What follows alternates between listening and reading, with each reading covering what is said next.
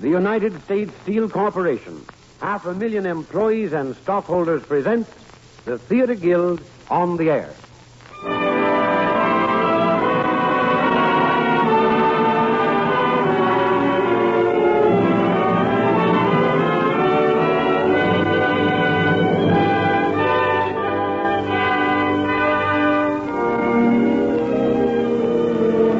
Theater Guild, one of America's foremost producers of stage plays, including Oklahoma, Carousel, and over 150 productions in the American theater, comes to you now over the air. Tonight we bring you Eugene O'Neill's great comedy romance, Our Wilderness, starring Walter Houston and featuring Jackie Kelp and Eugene O'Neill, Jr. as narrator. And here is Lawrence Langner, co-administrator with Teresa Helburn of the Theater Guild, to tell you about tonight's play. Mr. Langner. Ladies and gentlemen, our play tonight is Our Wilderness, Eugene O'Neill's comedy of American family life.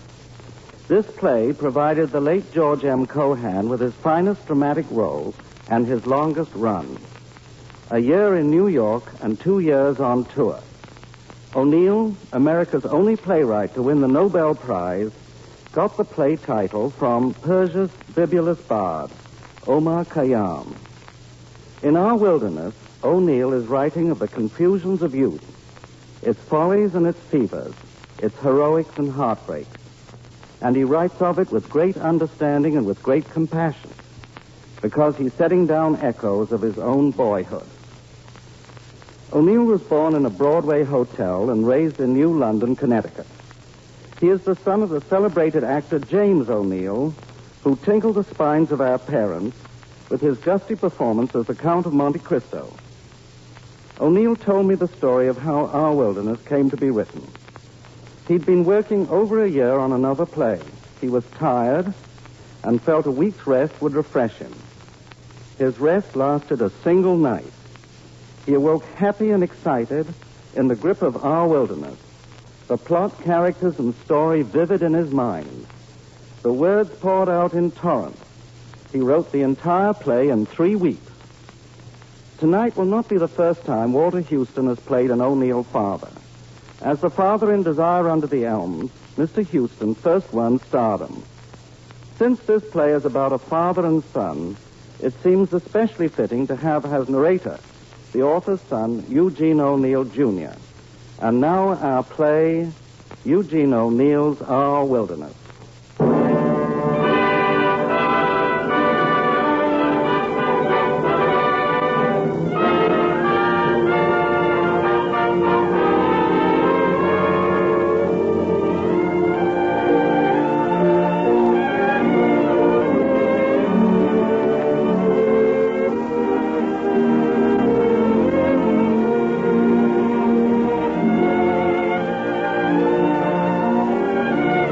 We turn back the pages of time for a nostalgic hour. It is the year 1906 in the United States of America. Teddy Roosevelt is in the White House. There's a blacksmith on every main street, and the automobile is a luxury item. The women are wearing Merry Widow hats, chatelaine bags, and black lisle stockings with lace openwork. And the men? The men have discovered peg-top trousers. Those strange indispensables you can climb into only by removing your shoes. There is a pug dog and a zither in every home. And the title on the sheet music on every piano is Bedelia.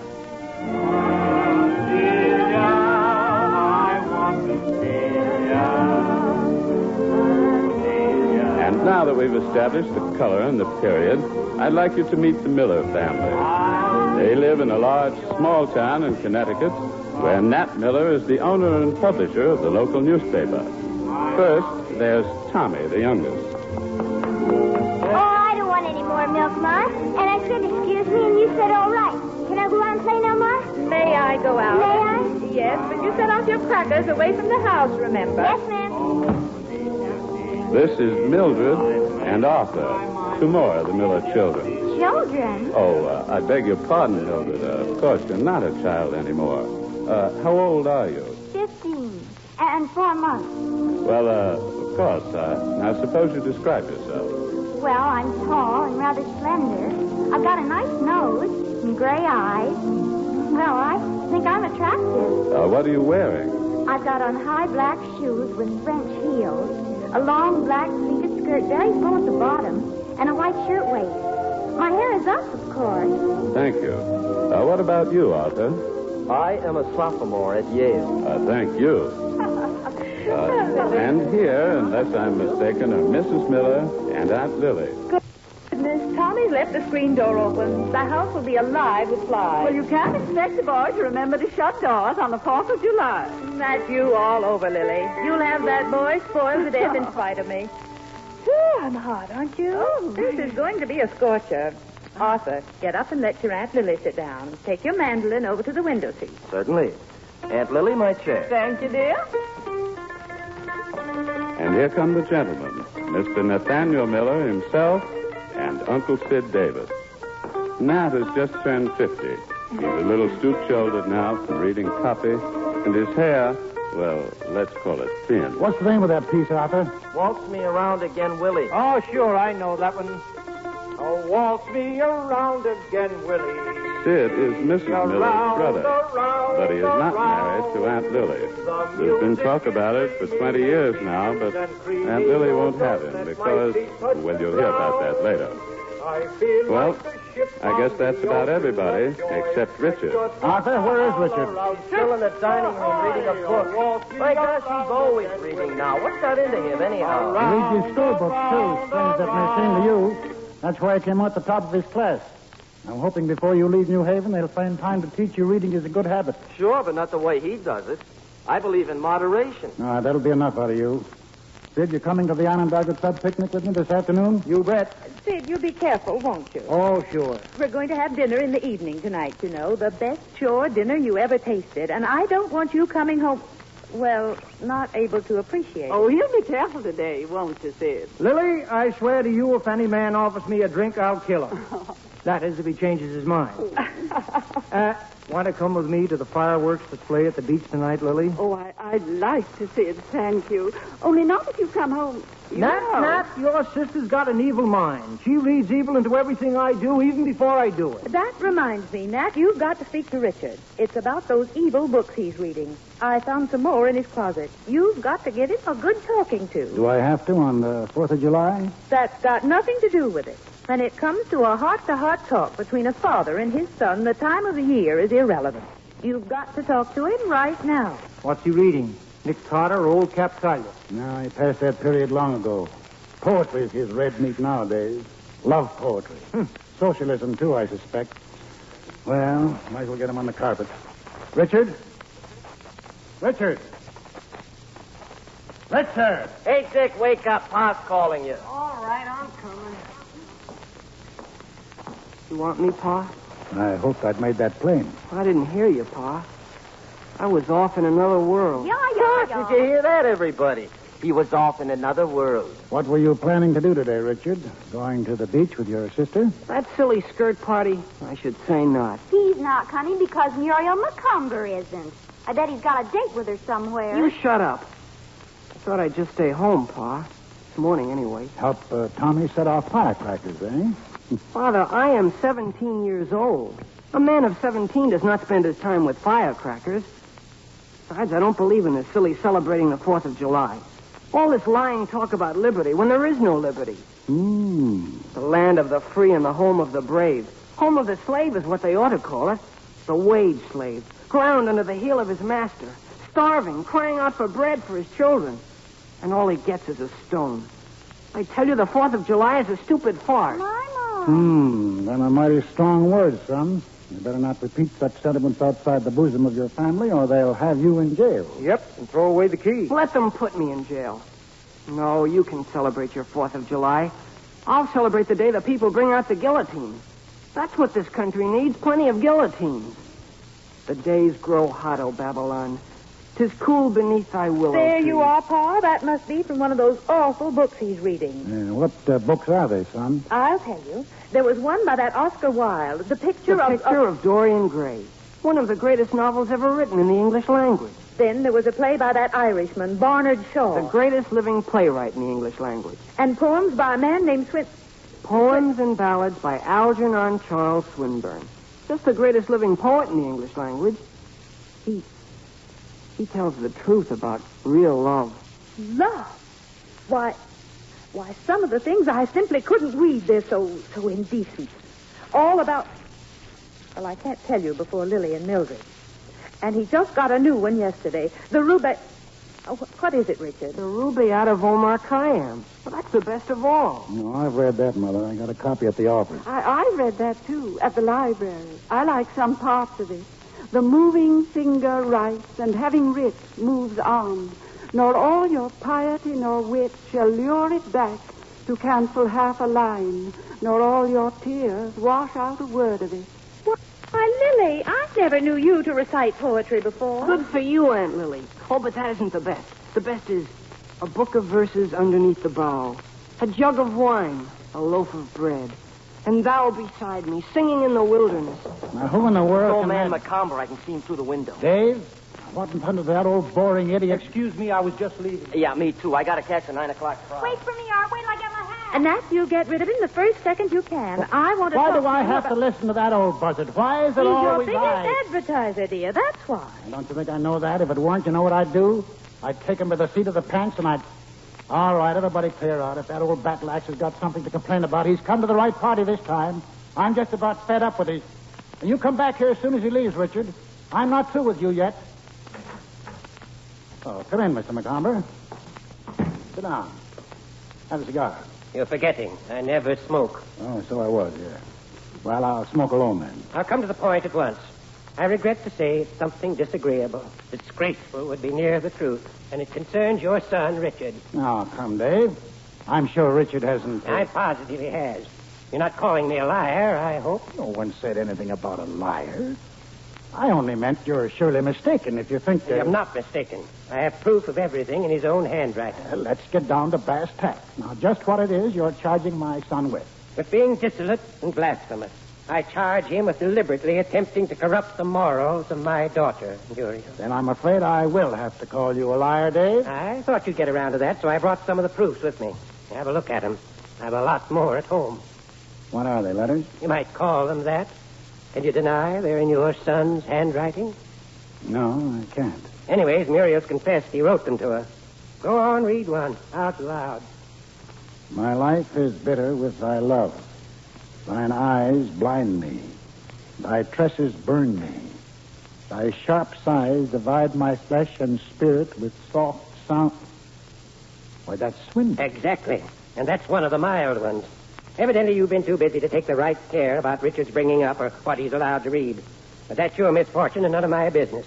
But my daughter Muriel is my business, and I can't and I won't have her innocence exposed to the contamination of a young man whose mind, judging from his choice of reading matter, is as foul as... You darned old fool. Can't you see Richard's only a fool kid who's just at the stage when he's out to rebel against all authority, so he grabs at anything radical to read and he wants to pass it on to his girl and boyfriends. Yes, and his elders, too, to show off what a young hellion he is. Here, take this stuff back. It doesn't mean anything to me. That is nothing of what you think it means, and if you believe that this would corrupt Muriel, then you must believe she's easily corrupted. Now you're insulting my daughter. I won't forget that. I'm not insulting her. I think Muriel is a darn nice girl. That's why I'm giving her credit for ordinary good sense. Well, I knew you'd prove obstinate, but I certainly never dreamed you'd have the impudence to What stand did you there. dream I'd do? Give him a hiding he'd remember to the last day of his life. You ought to do it for his sake if he had any sense, unless you want him to end up in jail. Dave, I've stood all I can from you. Now you get out and get out quick before I'm going, but there's one thing more. Here's a letter from Muriel for your son. Makes plain how she feels about him. I hope he heeds what's inside for his own good and yours, because if I ever catch him hanging around my place again, I'll have him arrested. And don't think I'm not going to make you regret your insults. I'm taking the advertisement for my store out of your paper. Go ahead. I'll call your bluff. And starting tomorrow, I'm going to refuse to print your ad. Why, when I get through, there won't be a person in town that'll buy a dish rag in your place. Now get out. Hey, you forgot your letters. Looks like they're all Swinburne.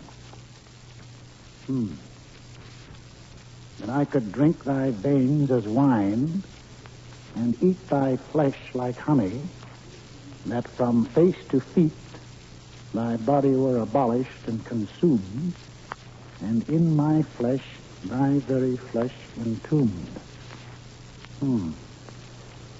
This stuff is kind of warm. Too darn warm if you ask me. Certainly not the kind of thing to be sending to a decent girl. I thought the boy was just stuck on her. The way one gets stuck on a decent girl at his age. I wonder if maybe...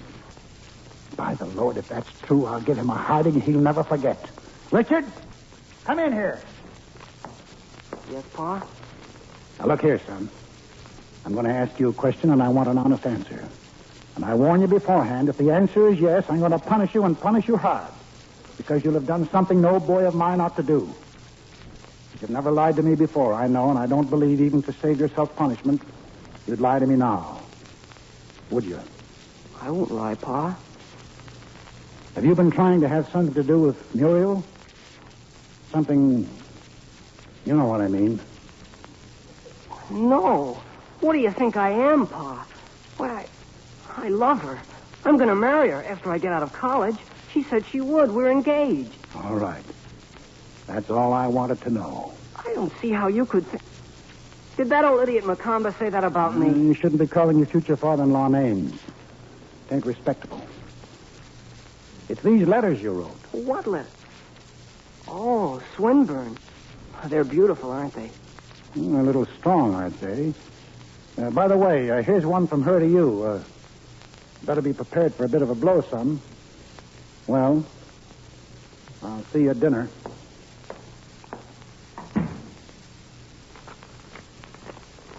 Mr. Richard Miller, this is to let you know that I have no wish to see you ever again, anywhere, anytime.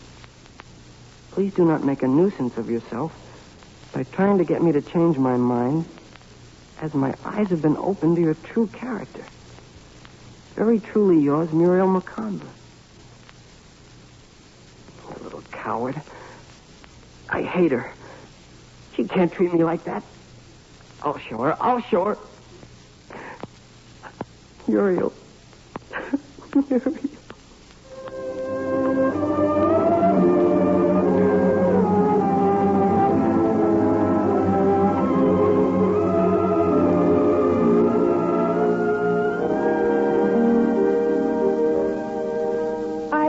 Nat and Sid aren't going to be late for dinner. But I suppose with that darn picnic, it's more likely than not. I see you've got your new dress on, Lily. Yes, I thought if Sid's taking me to the fireworks tonight, I ought to spruce up a little. Lily, why don't you change your mind and marry Sid and reform him? You love him and always have. I can't love a man who drinks. Essie, it's 16 years since I broke off our engagement. 16 years? But if he keeps his promise and stays sober and takes me to the fireworks tonight, then... Oh, he must. It's our last chance. I know it. Well, dear, I hope you're right. Good gracious, if I'm not forgetting, I've got to warn that Tommy against giving me away to Nat about the fish. He knows because I had to send him to market for it. Essie, what are you talking about? Well, you know how Nat carries on about not being able to eat bluefish? Yes, I know. He says there's a certain oil in it that poisons him. Poisons him nothing. He's been eating bluefish for years. Only I tell him each time it's weak fish. We're having it tonight, and... Oh, Ma. Aunt Lily. Oh, it's you, Richard. Feel any better, dear? It doesn't matter. Nothing matters. Dick, you really mustn't let it upset you this way. Things like this come up all the time, I know. Things like what, Aunt Lily? You and Muriel. Oh, her. I wasn't even thinking about her. I was thinking about life. Aunt Lily, life is a joke. Oh. Everything comes out all wrong in the end. Richard, I think you must be hungry. I'm not hungry a bit. Food, that's all you think of in this house. Well, somebody's got to think of it. And that reminds me, it's time to put the weak fish in. Coming, Lily? Yes, Essie. Fine thing. The world torn up. Civilization in its death rattle. All they think of is food. What? Hey, Dick. Open the screen door. Let me in. Maybe Wint's out. Oh, hello, Wint. Come on in. Keep it quiet, kid. I want your folks to know I'm here. Tell your brother Rod I want to see him all second. On the QT. I can't. He's up at the Rand. Won't be home before 10 anyway. Oh, darn, I thought he'd be here for dinner. Gosh, that gums the work for fair. Oh, what is it, Win? Can I help? Well, I might tell you if you can keep your face shut. Oh, I can. Well, I ran into a couple of swift babies from New Haven this afternoon. I dated them up for the night thinking I could catch art. But now it's too late to get anyone else, and I'm nearly broke, and I can't afford to blow them both to drinks. Well, I've got $11 saved up. I could loan you some. Nick, kid, now, I don't want to borrow your money, but you're a good sport. Say, have you got anything on for tonight? No. Oh, you want to come along with me? I'm not trying to lead you astray, understand, but it'll be a help if you just sit around with Belle while I'm with Edith. See what I mean? You don't have to do anything, not even take a glass of beer unless you want to. Oh, what do you think I am? A rube? You mean you're game for anything it's doing? Sure I am. You ever been out with any girls? I mean, real swift ones? Oh, what do you think? Sure I have. Say, don't worry about me. Okay. I wouldn't ask you if I didn't know you were coming down to Yale next year. I don't want to lead you astray. Oh, I've been around. Well, you be at the Pleasant Beach House at 8:30 then. The back room. And bring some clothes to take the booze off your breath. So long. So long, Win. See you right after dinner tonight.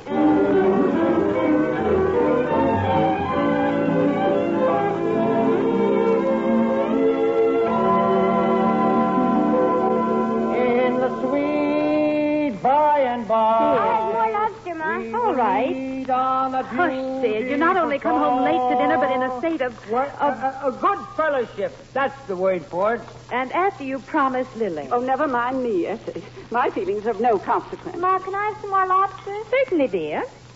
Richard? Huh? Oh, no thanks, Ma. But you've hardly eaten a thing, and that little you've bolted as though you were in an awful sweat to get someplace. Me? In a sweat? Oh, where would I be going? Well, maybe I'm imagining things. Nat, how about you? No, thanks.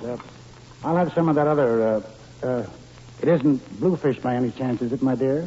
Well, of course not. You know we never have bluefish on account of you. I regret to say there's a certain peculiar oil in bluefish that invariably poisons. Stop that, Tommy. Stop that this instant.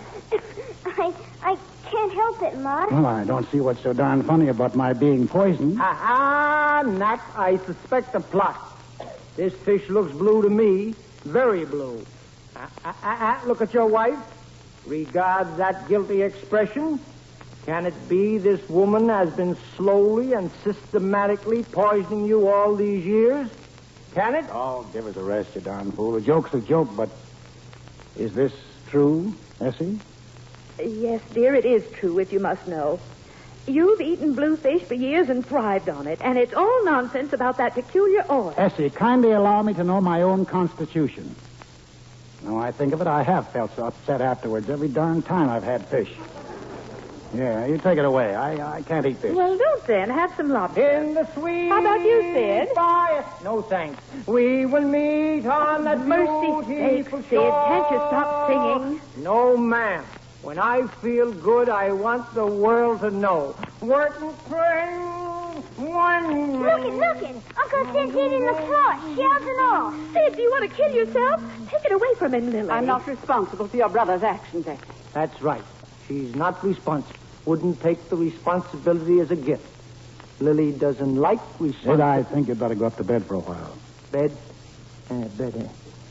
Yes, maybe you're right. But first, there is still a duty I must perform. No day is complete without it. Lily, I regret I am too drunk to take you to the fireworks this evening. I regret it very, very much. And now I ask you, Lily, once and for all, will you marry me? No, Sid, I won't. Right. Don't blame me at all. In the sweet by and by. That's it. He's a case. Darn if you can help laughing at him, even when he... Just it.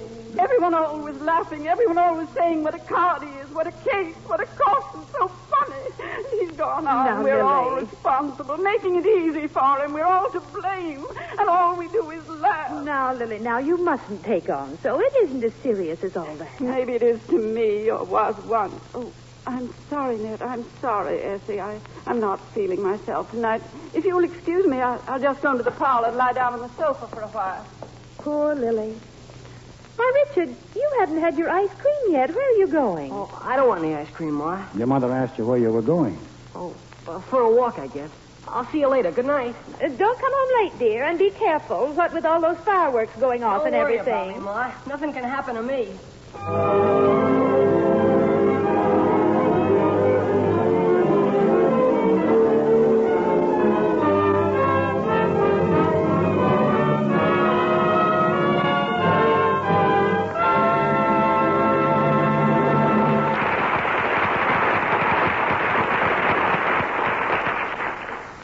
You are listening to the Theater Guild on the Air, presented by the United States Steel Corporation. Tonight's play is Eugene O'Neill's Our Wilderness, starring Walter Houston and featuring Jackie Kelp and Eugene O'Neill, Jr. as narrator. Now, before our second act begins, here, speaking for United States Steel, is the well-known reporter of the American Broadcasting Company, George Hicks. Good evening. During the past week, I learned several important facts about how U.S. Steel works to produce better steels so that you will get better values in the products of steel you buy. For example, I learned a few things about U.S. Steel's tremendous and continuous research program, which I think will interest you. In the first place, each company in the U.S. Steel family has its own research organization. But in addition, much of the important work done by these individual research organizations is coordinated with the work of U.S. Steel's General Research Laboratory in Kearney, New Jersey. In other words, the improvements in steel making are the result of pooled resourcefulness. And this system of combined research activity will go on saving millions of dollars for you, the public, in peace, just as it did for you during the war. Incidentally, I think you'll be interested to learn that at the big Kearney laboratory, internships, very much like those served by doctors, are provided for men selected from U.S. Steel district and plant laboratories all over the country. These men stay a year or more in Kearney, working on specific problems and observing research techniques, and then return to the U.S. Steel subsidiary companies to continue their own activities. Yes, the research activities of U.S. Steel may be centered in Kearney, where scientists and engineers work on so many fundamental problems, but they also extend to almost every plant and mine of the corporate family, and countless investigations are continuously in progress. However, these investigations are not confined to metallurgical research, but include studies of all the materials that go into the manufacture of steel. And every hour consumed and every dollar spent in all this research has but one purpose, and that is to produce better steel, more uniform steel at the lowest possible cost. Today, the scientists and metallurgists of U.S. Steel have left the problems of wartime and are now concentrating on the improvement of steel for peacetime products and processes. The result of this carefully integrated program of research, both in the Kearney and the U.S. Steel plant laboratories all over America, will be reflected in the automobiles you drive, the tin cans on your grocer's shelves, the bolts and screws you tighten, your garden tools, and in the thousands of other products vital to modern civilization. We now pause for station identification. WJZ, New York.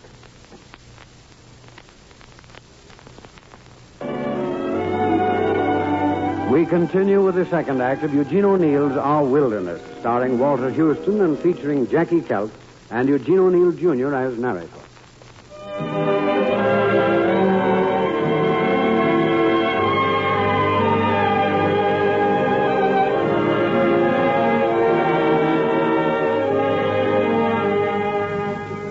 Well, we're still back in 1906, and it's still the 4th of July. It's evening now. Dad and Mother and Aunt Lily are in the parlor. Uncle Sid has gone upstairs to sleep off his high spirits. And Dick, well, young Richard, having just been thrown over by his best girl, has set his feet firmly along the path to ruin. To help out a friend, he has consented to be the fourth party in a blind date with two swift babies from New Haven. We see him now at the Pleasant Beach House, a notorious waterfront dive. And with him is, yes, one of the Swift babies. Her name is Belle. So this is the Pleasant Beach House. Gee. This is it. And my name is Belle, remember? Of course I do. I wonder where my friend Winters appeared to. Stop worrying. He'll be back. So will Edith. Drink up your beer, why don't you? It's getting flat. Oh, I let it get that way on purpose. I like it when it's flat. Then how about loosening up and buying me another drink, huh? Oh, certainly. Excuse me, I was thinking of something else. Have anything you like. Bartender, see what the lady will have. And have one on me yourself. You're a sport, all right. I'll have a cigar. What'll you have, Candy Kid? The same? Uh-huh. What's yours, mister? Another beer? A small one, please. I'm not thirsty. Say, kid, I don't know what to make of you. You got me guessing. Don't you know filling up on beer will only make you sleepy? Have a man's drink. Oh, all right. I was going to. Bartender, bring me a slow gin fizz. And make it a real one. Coming up. Say, dearie, are you sore at me? Me? No, of course not. Whatever gave you that idea? You see, it's this way with me. I think you're one of the sweetest kids I've ever met. And I could like you such a lot if you'd give me a chance. Instead of acting so cold and indifferent. Oh, I'm not cold and indifferent. It's only that I've got a weight on my mind. Well, get it off. You'll feel better. Here you are. That'll be 40 cents with the cigar. Here's $1. Keep the change. Thank you, sir. Don't mention it. Well, here's how. Bottoms up. That's the stuff. Gee, you got pretty hair. Honey boy, I'm crazy about you. Bartender, another round. The same. I'm crazy about you, too. And how about a little kiss? Oh, I've sworn off all that. What do you mean you swore off all that? I took an oath I'd be faithful. To death do us part. Oh, well. Here's your pleasure. Oh, here's $1. Keep the change. Thank you, sir. Don't mention it. Well, bottoms up. Gee, that's good stuff, all right. Well, good evening. Hello. Mind if I join the party? I'm just a lonesome bachelor tonight. There's no party here, mister. Not that I ain't trying. That sounds hopeful. Well, let's have another drink. Bartender. You've had enough. Listen, kid. Here's an old friend of mine, Mr. Smith from New Haven. We're old friends, aren't we, Smitty? Definitely. Kid, I'm going over and sit at his table for a while, and you better go home. I'm never going home. I'll show them. But I wouldn't do such because I loved her too much.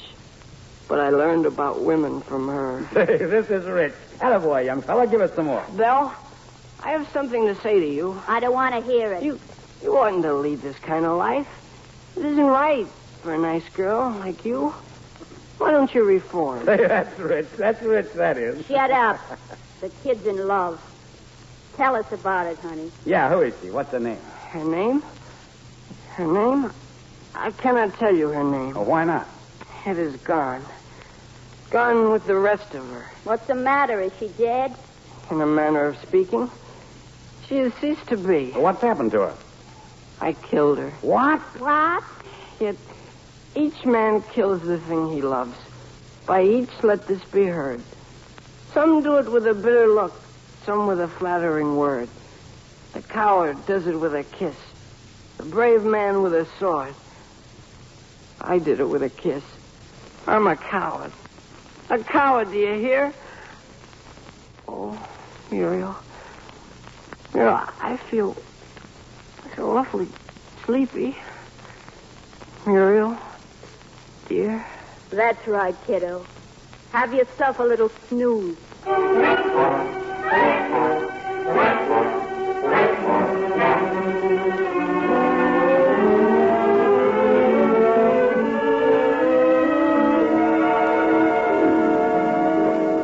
I do wish Richard would come home. Yeah, now, Mother, he'll be here any minute now. Don't worry about him. What time is it now? Why, it's only a little past 10. Why, you said that an hour ago. And Nat Miller, you're telling me a fib so as not to worry me. You let me see that watch. Well, it's 11:15. But that's not so late when you remember it's the 4th of July. Oh, I just know something terrible's happened to him. Oh, Ma, Dick only sneaked out to the fireworks at the beach. You wait and see. Where's Dick? He hasn't come in yet, dear. My gracious, in all the excitement, I was forgetting you're still up. Go up to bed this minute. Oh, I'm not sleepy. You hear what your mother said? Okay. I heard. Night, everybody. Night, dear. What time is it? Now, Mother, I told you just a minute ago. I don't see how you can take it so calm. Here it is midnight, you might say, and our Richard's still out, and we don't even know where he is. I hear someone. I bet that's him now, Ma. You give him a good piece of your mind, Nat. You hear me? You're too easy with him. That's the whole trouble. The idea of him daring to stay out like this. Hello. Oh, it's Uncle Sid. Hello, Sid. Had a good nap? Nat and Essie and Lily, I want to apologize for coming home the way I did. There's no excuse, but I didn't mean it, really. Of course, Sid. It's all forgotten. We know how it is with picnics, Sid. You just forget it. Lily, I'm sorry about the fireworks. Can you forgive me?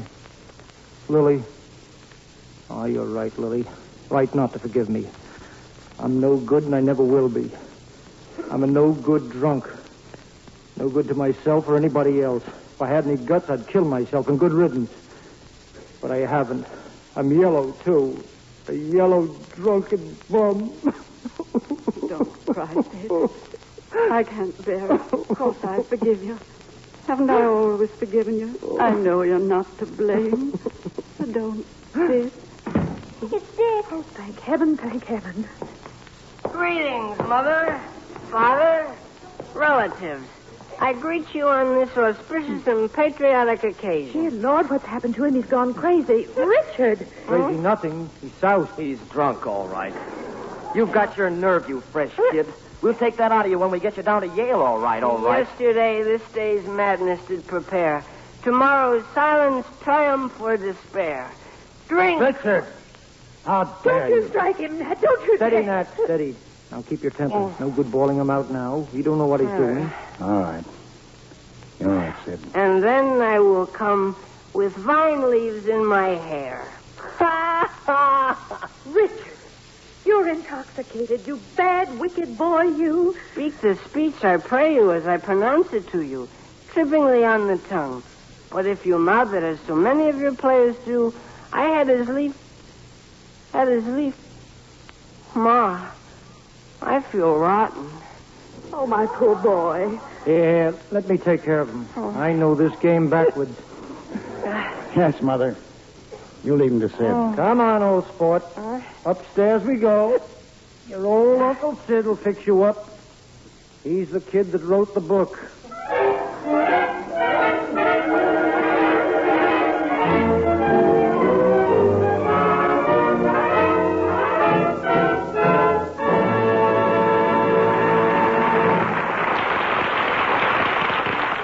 You are listening to the Theater Guild on the Air, presented by the United States Steel Corporation.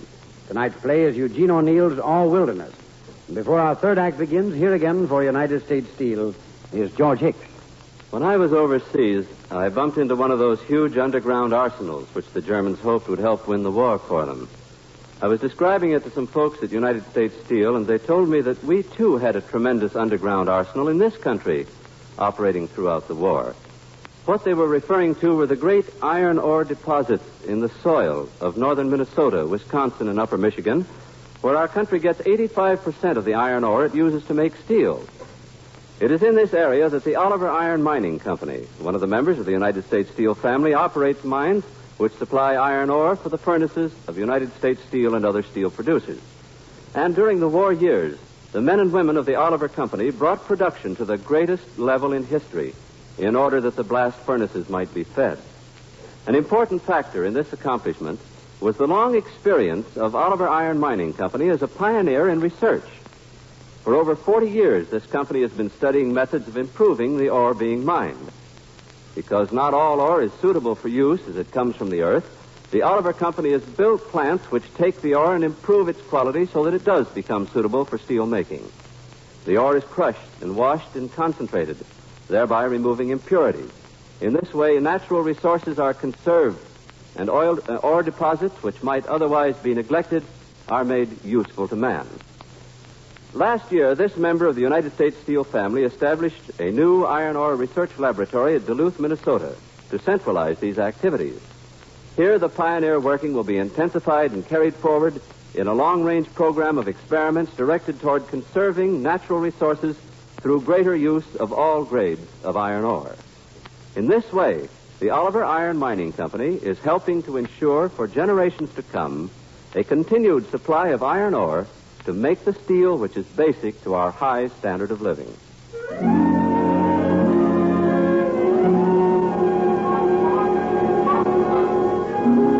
Well, it's the next day now, July 5th. Nat Miller has broken a precedent and come home during the day for one specific purpose. He has promised Mrs. Miller that he will punish their son Richard for coming home intoxicated the night before. Darn it, Mother, I ought to be back at the office. You can't go back without talking to him. It's your duty. What has Dick done? Why is everybody scared to tell me? Young man, I've never spanked you yet, but that doesn't mean I never will. Now skedaddle. By the way, Mother, where is Richard? He's still in bed. But you needn't think I haven't punished him. I've given him pieces of my mind he won't forget in a hurry. And I've kept reminding him his real punishment was still to come. That you were coming home from the office on purpose. And that then he'd learn you could be terribly stern when he did such awful things. And that's just what it's your duty to do. Punish him good and hard. The idea of him daring to... Oh, but you be careful how you go about it, Nat.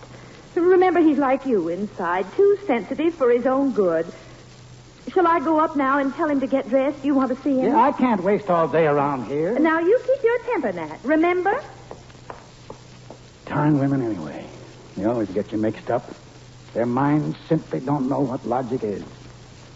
Sid. Oh, Sid. Yes, Nat? Sit down. I want to talk to you. Sid, this thing with Dick is a darn sight more serious than Essie has any idea. There was a woman with him last night at the Pleasant Beach house. That dive? They were seen together. That's just the sort of a darn fool thing he'd do to spite Muriel. And I've got to have a straight talk with him about women and all those things. I ought to have long ago. Yes, you ought. I tried a couple of times. I did all right with Arthur, but heck, with Richard, I always get sort of ashamed of myself when I can't get started right. You feel, in spite of all his bold talk out of books, that he's so darn innocent inside. Oh, hello, Mother. I'm sorry, Nat, but he was sound asleep, and I didn't have the heart to wake him. Well, I'll be double darned if you're not the... Now, don't lose your temper at me, Nat Miller. You know as well as I do he needs all the sleep he can get today after last night's ructions. Well, I'll be eternally... Here I come home, especially, and you don't even... Because he was sound asleep.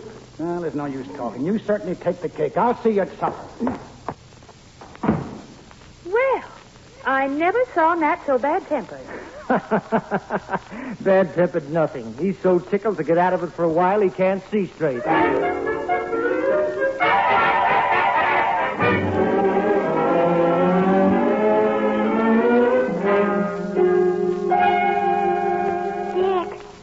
Mildred. Go away. Can't a man have any privacy, even in his own bedroom? I've got something for you. Guess what? Oh, don't bother me.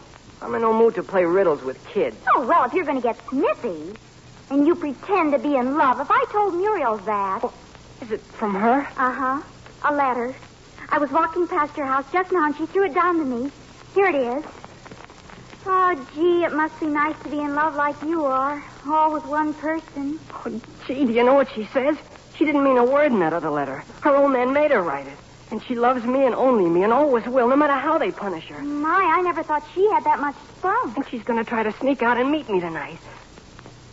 I don't know whether I'll consent to keep this date or not. Well, I know. You're not allowed out, so you can't keep it. I'm going to sneak out right now. You tell Pa and Ma after I've gone so they won't worry, like last night. All right.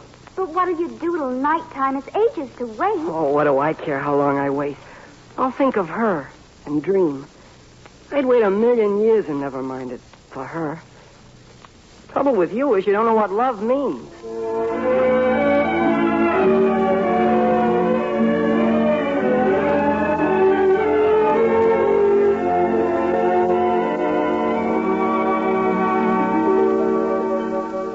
Tell me what happened, Dick, from the beginning.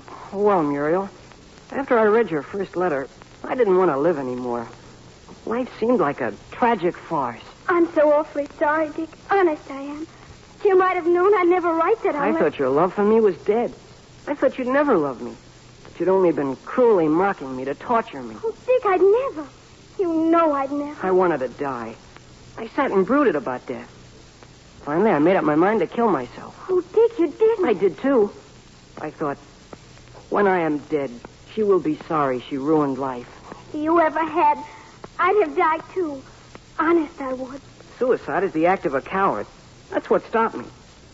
And anyway, I thought to myself, she isn't worth it. Well, that's a nice thing to say. Well, if you meant what was in the letter, you wouldn't have been worth it, would you? But I've told you a dozen times, Pa, maybe. So I said to myself, I am through with women. They're all alike. I'm not. And I thought, what difference does it make what I do now? I might as well forget her and lead the pace that kills and drown my sorrows. You know, I had $11 saved up to buy you something for your birthday. But I thought, she's dead to me now. Why shouldn't I throw it away? Oh, I've still got almost 5 left, Muriel. I can get you something nice with that. What do I care about your old present? Tell me what happened. Well, after it was dark, I sneaked out and went to a low dive I know about. A secret house of shame. They let me into a secret room behind the bar room. There wasn't anyone there but a Princeton senior I know. He belongs to Tiger Inn and he's fullback on the football team. And he had 2 chorus girls from New York with him. And they were all drinking champagne. Oh, Dick Miller, I hope you did. I had a highball myself. Then I noticed one of the girls, the one that wasn't with the fullback, looking at me. She had strange-looking eyes. Then she asked me if I wouldn't drink champagne with them and come and sit with her. Oh, she must have been a nice thing. Did you? Oh, why shouldn't I? When you told me in that letter you'd never see me again. But you ought to have known, Pa, maybe. I didn't know that then. She had yellow hair. The kind that burns and stings you. Did you get drunk? Only a little at first. But you ought to have seen me when I got home. I was on the verge of delirium tremens. Did you kiss her? No, I didn't. You did, too. You're lying and you know it. You did, too. I hate you. I wish you were dead. I'm going home this minute. I never want to lay eyes on you again, and this time I mean it. Muriel, wait, listen. I don't want to listen. Let me go. If you don't, I'll bite your hair. I won't let you go. You've got to let me explain. Ouch. All right. Go if you want to. You haven't the decency to let me explain. I'll go back to her of the yellow tresses that burn and sting. See, that's what I mean. Was she very beautiful? Yes. But not as beautiful as you. Do you love her? No. I love you. I'm sorry I hurt your hand. It was nothing. Muriel. Yes? Can I kiss you? Will it wash off her kisses? Make you forget for always? Oh, yes.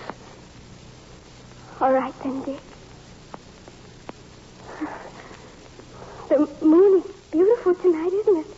Not as beautiful as you. Nothing is. Wouldn't it be wonderful after we're married? Gosh, but I love you.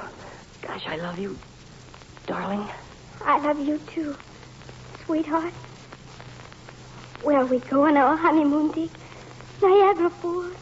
That dump where all the silly fools go. I should say not. No, we'll go to some wonderful place. Somewhere out on the long trail. The trail that is always new. On the road to Mandalay. We'll watch the dawn come up like thunder out of China. Oh, that'll be wonderful, won't it?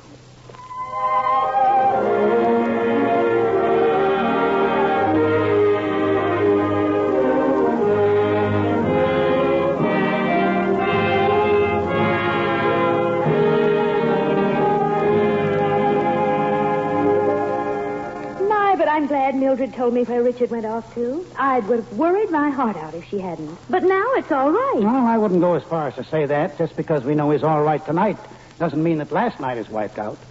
He's still got to be punished for that. Nat, I've told you how sorry he was and how he said he'd never touch liquor again. It didn't make him feel happy like Sid, but only sad and sick. So he didn't see anything in it for him. That's what he said. Well, if he's really got that view of it driven into his skull, I don't know but when I'm glad it all happened. That'll protect him more than 1,000 lectures. Just horse sense about himself. Still, I can't let him do such things and go scot-free. Then besides, there's another side to it. What do you mean, another side? I mean, discipline. There's got to be some discipline in the family. And I don't want him to get the idea he's got a stuffed shirt at the head of the table. That's Richard now. Hello. Hello, Richard. Hello, son. Goodness, he acts queer. Matt, do you suppose he's been... No, it's love, not liquor this time. Richard, what's the matter with you? Why are you sitting down over there in the dark? Huh? Your father's been waiting to talk to you. You better leave Richard and me alone for a while, Mother. Well, all right. I'll go sit on the piazza. Call me if you want me. Sit down over here, Richard.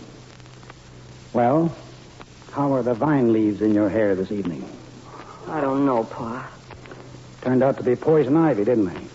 I know I was a darn fool. You sure were. Not only a fool, but a downright stupid, disgusting fool.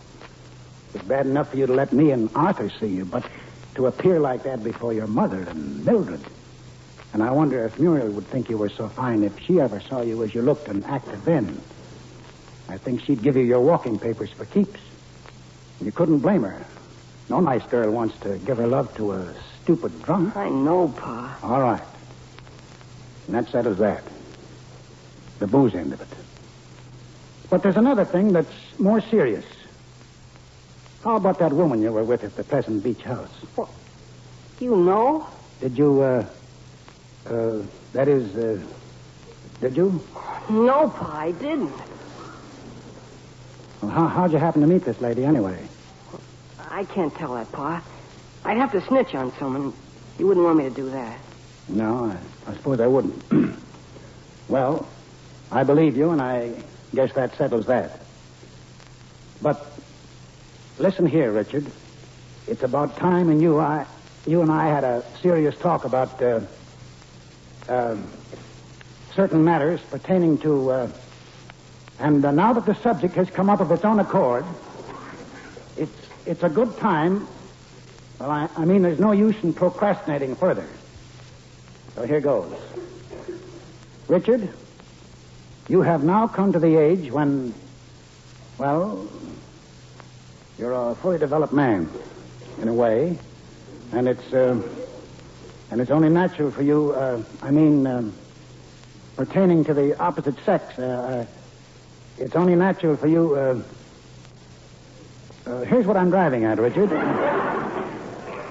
There are girls and girls. I mean, your whole life may be ruined if... there are some who... there are apt to be whited sepulchres, and your whole future life may...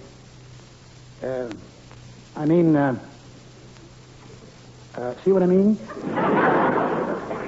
Oh, heck, I suppose you boys talk all this over among yourselves, and you know more about it than I do. I'll admit I'm no authority. I never had anything to do with such women. It'll be a heck of a lot better for you if you never do. I'm never going to, Pa. I don't see how you could think I could now. And you know I love Muriel, and I'm going to marry her. Well, I'd die before That's the talk. By George, I'm proud of you when you talk like that, son. There's nothing more I can say when we'll forget it, eh? How are you going to punish me, Pa? Oh, yeah, I was forgetting about that, wasn't I? Well, I thought of telling you that you couldn't go to Yale. Don't I have to? Gee, that's great. Muriel thought you'd want me to. I was telling her I'd rather you gave me a job on the paper, because then she and I could get married sooner. Gee, Pa, you picked a lemon. That isn't my punishment. You'll have to do something besides that. Then you'll have to go to Yale and stay there until you graduate. And that's the answer to that. Muriel's got good sense, and you haven't. All right, Pa. You say so. I do say so. Now we're finished, you better call your mother. Ma. My, it's a beautiful night. The moon's way down low, almost setting. Yeah, I was noticing it, too. Don't believe I've ever seen such a beautiful night with such a wonderful moon. Have you, Richard? Oh, no. It was wonderful down at the beach. I can only remember a few nights that were as beautiful as this. They were so long ago when your mother and I were young and planning to get married. Yes. I'll bet those must have been wonderful nights, too. You sort of forget the moon was the same way back then and everything. You're all right, Richard. You're a good boy, Richard. Better get to bed tonight early now. Hadn't you, son? Oh, I couldn't sleep. Can't I go out on the piazza and sit for a while till the moon sets? All right. And you better say good night now. I don't know about your mother, but I'm going to bed right away. I'm dead tired. So am I. Kiss me good night, dear. Good night, Ma. Good night. Don't stay up till all hours now. Good night, Pa. Why, Dick.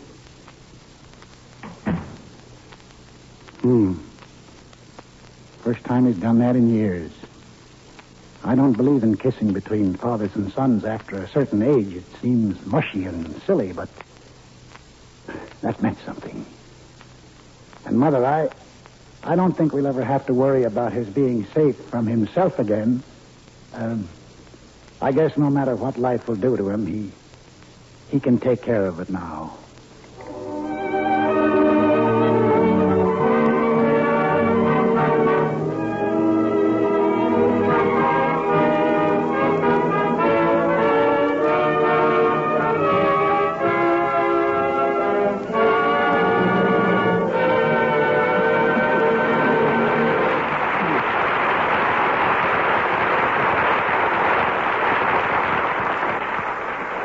Ladies and gentlemen, this is Lawrence Langner again for the Theater Guild to say thank you, Walter Houston, Jackie Kelk, Eugene O'Neill, Jr., and the rest of the cast of Our Wilderness. And now a word or two about next week's play.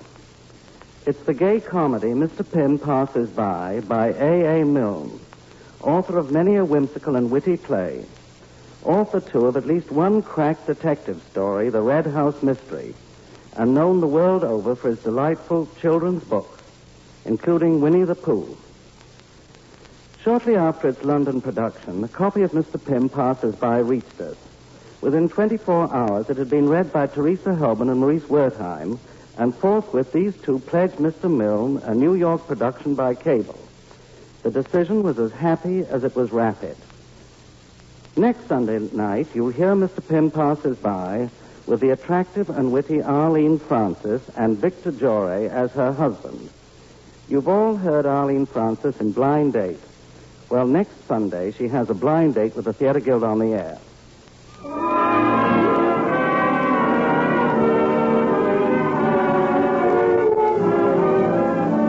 The United States Steel Corporation hopes that you will be with us next week at the same time when we'll bring you A.A. Milne's immortal comedy, Mr. Pym Passes By. The staff for the Theater Guild on the air includes Homer Fickett, director, George Condolph, producer, Armina Marshall, executive director of the radio department. The score was composed and conducted by Harold Levy, and tonight's play was adapted for radio by Arthur Allen. Your announcer, Norman Brokenshire.